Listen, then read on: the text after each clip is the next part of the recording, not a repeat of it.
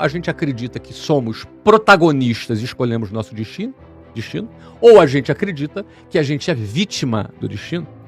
O que você pensa num começo de ano? Quando abre um ano? Cara, eu gosto. A gente Como você encara?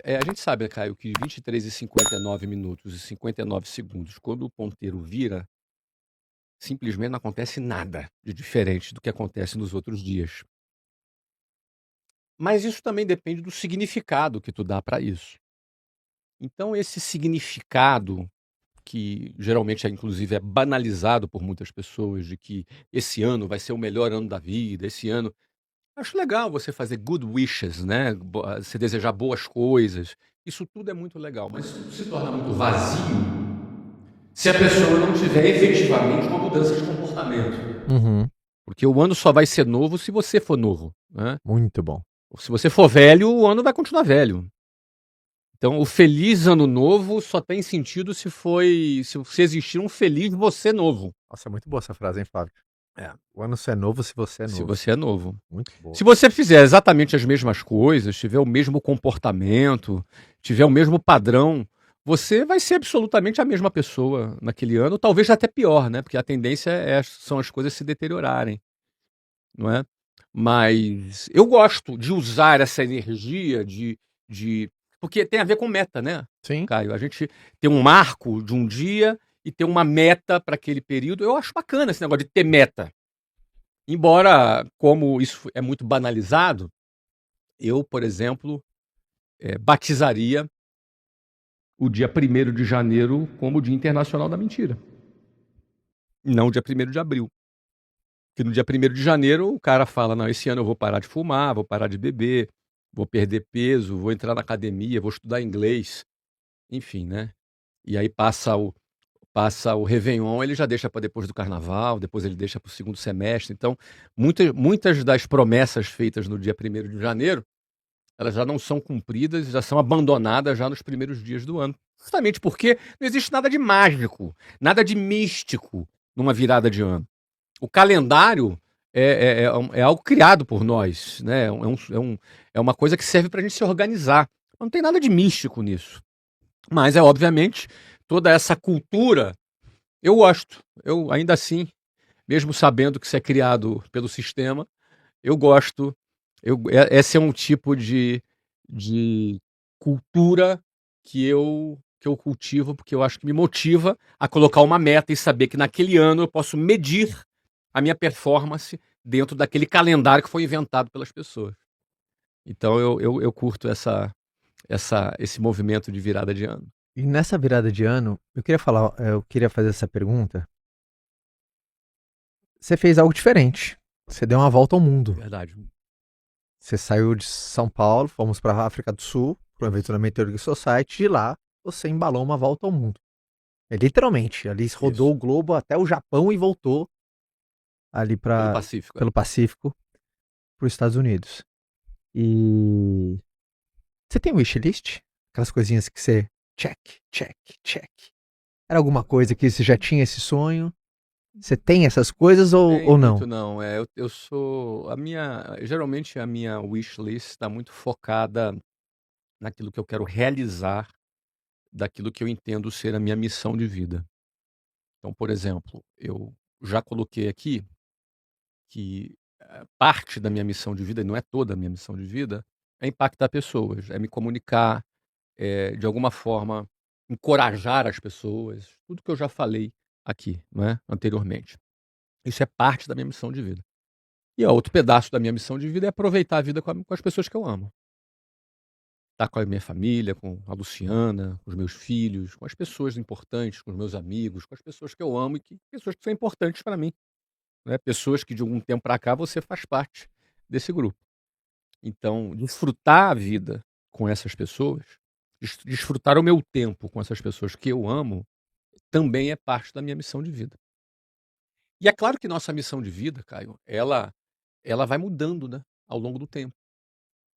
E essa coisa de missão e propósito, eu enxergo da seguinte forma: não é assim algo que eu estou num lugar, desce um anjo do céu com um pergaminho na mão e uma música assim, as trombetas tocando. Este é o seu propósito, Caio.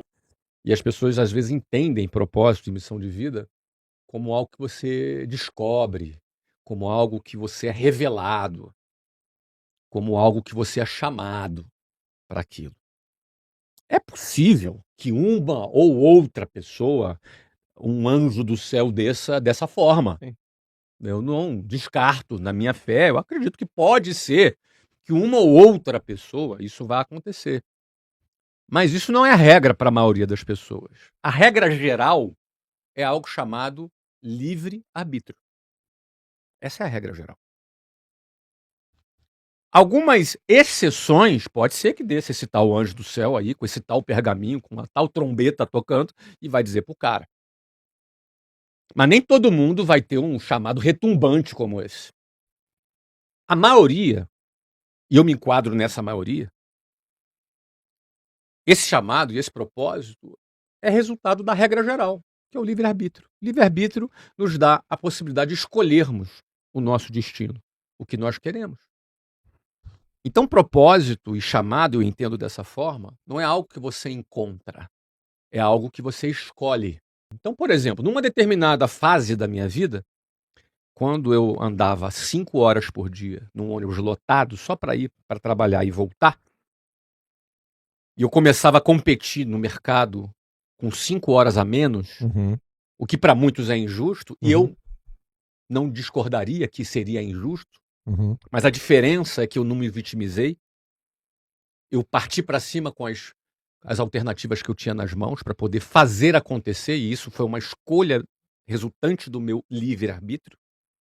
Naquele primeiro momento seria, eu preciso mudar a minha vida, eu preciso me tornar independente, eu não posso depender dos meus pais ganhavam um pouquinho, mas eu dependia deles. Então eu preciso fazer minha vida acontecer, quero me casar com a Luciana. Então naquele primeiro momento, não existia nada mais importante para mim do que eu me tornar independente e me casar com a Luciana. Aquele era o meu propósito naquele momento. Eu não pensava em mais nada, só pensava naquilo. Essa era a sua wishlist. Essa era a minha wishlist. Lista dos desejos. É isso aí, cara. Sair de casa, ficar independente, casar com a Luciana e viver a minha vida. Ser feliz naquela vida que eu estava escolhendo. Eu escolhi a Luciana me escolheu. Eu escolhi seguir esse caminho. Eu escolhi fazer acontecer para eu ser independente. Fui eu que escolhi. Não foi o pergaminho, o anjo, nada disso. Agora, quando eu conquistei aquilo, e aos 20 anos eu me casei, eu já era gerente comercial, ganhava ali meus, sei lá, $4.000 por mês ali, hoje seria algo como 20 e poucos mil reais.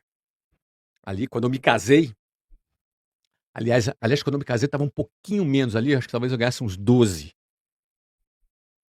E aí depois, naquele ano que eu casei, eu dei essa subidinha ali, mas naquele momento, isso já era suficiente para eu morar sozinho, para eu ter uma vida com a Luciana, para eu começar a minha vida naquele primeiro momento, não é? Então, agora, quando eu conquistei isso, automaticamente eu tive que fazer o quê?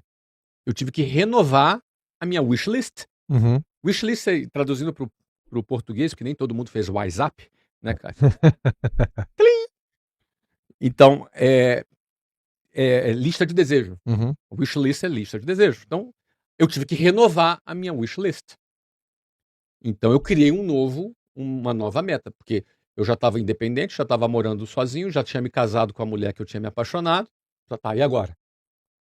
Vou ficar aqui o resto da vida? Financiar um apartamento na Caixa Econômica Federal, comprar um Fusca e viver 30 anos ali pagando aquele apartamento, naquela vidinha ali? Que é o que a maioria das pessoas faz?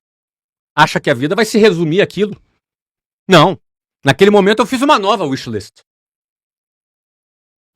Ou seja, na minha visão, você tem metas, propósitos e metas, depois você tem que se renovar para uma nova fase, senão você vai ficar acomodado. E é isso que acontece. Até hoje eu morei em 8 países. Pretendo morar em 12 países até o final da minha vida. Muito bom, sabe? Agora, tem gente que mora no mesmo endereço por 40 anos, tá tudo certo, não tem nada de indigno nisso, tá tudo bem. Mas isso é resultado daquilo que a pessoa, através do seu livre-arbítrio, está escolhendo. E aí é que entra um ponto de discordância muitas vezes, porque as pessoas, ou a gente acredita que somos protagonistas e escolhemos nosso destino, Ou a gente acredita que a gente é vítima do destino. É o que sobrou para mim. É o meu karma. E aí, meu querido, cada um vai viver de acordo com aquilo que acredita. É verdade. Se tu acredita que é isso que a vida reservou para você, tu tá certo, cara. Eu acredito que não. Eu também tô certo. Porque o que define é o que você acredita, o que eu acredito. E nós seremos escravos daquilo que acreditamos. E viveremos na gaiola das nossas crenças. Sempre. Seja elas quais forem. Aí o que acontece? Me casei, Caio. Me casei, renovei o meu objetivo. Aí eu já queria viver melhor. A gente morava num apartamento que era na entrada de uma favela no bairro Jabu, ali na rua Beirute. Lembra até a rua? Opa! Não lembro o número do apartamento, né? Eu já esqueci, mas a rua era Beirute. E Beirute é, se eu não me engano, é a capital do Líbano, né? Lembra até em quantas parcelas foi? Quantas parcelas? É. Ah, não, você alugou, né? Apartamento alugado, Alugou. quase que emprestado, né? Não tinha nem geladeira. Porque mesmo eu já ganhando razoavelmente bem, meu amigo, quando você não tem herança e não tem, tem 20 anos de idade, Ou seja, você não deu tempo de não acumular, deu né? tempo de acumular nada. Acumulei prestação. Entendeu? Porque eu não tinha uma família para me ajudar financeiramente. Essa é a realidade de milhões de brasileiros hoje. Eu venho dessa realidade, entendeu? Só que assim, naquele momento, pô, eu realizei meu sonho, agora vou viver aqui por 30 anos. Não, aí eu já renovei meu próximo objetivo. E minha vida foi assim, renovando. Hoje eu também estou renovando para novas coisas também que eu quero realizar.